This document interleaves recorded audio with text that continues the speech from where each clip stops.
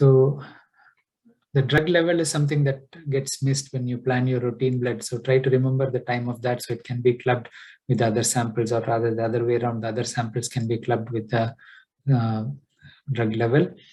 When you're taking samples, it's often a problem with blood counts that the blood count samples get clotted. And that is because you leave it for the end. When it is free flowing, take the CBC samples and ensure adequate mixing as you sample. So you don't need to prick again just because it got clotted. If the test does come clotted, discuss with the team, do you really need a repeat immediately, or you can wait for the next sampling.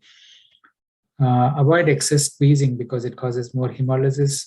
Warm the heel with a heel warmer before sampling to avoid errors from the high potassium. The result, again, if the high potassium comes, the lab is having an automatic response to request a resample, but you can look at the trend before that, urine output of the baby.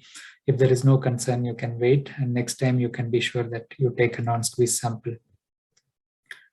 Endotracheal suction is not done routinely in most units. They do by clinical care based, but always assess for the need for endotracheal suction before the blood gas sampling. No point doing a gas and then saying, oh, my baby has secretions and the carbon dioxide could be high because of the secretions.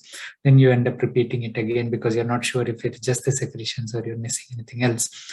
So try to do the suction before a gas is due rather than after. And reducing the sampling loss helps to reduce transfusion as well. So the heel warmer, and remember where to do the heel prick as well, the important part. Avoid squeezing continuously. Releasing it is very important for the blood flow to come back so your sampling is effective. In terms of central lines and umbilical lines, consider the indication clearly before they are inserted.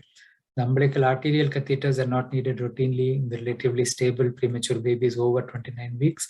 28 weeks and below, you may consider both. The 29 weeks and above who need just the umbilical venous catheter, you could consider putting a PICC line because the number of manipulations of the PICC line is less, usually the number of X-rays to confirm, because sometimes the UVC course is not predictable.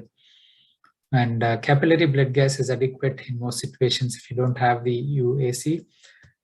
Remove the lines and cannulas with clear consideration and balance the need with not leaving them unnecessarily. So even a few hours matters in terms of keeping the lines without a need.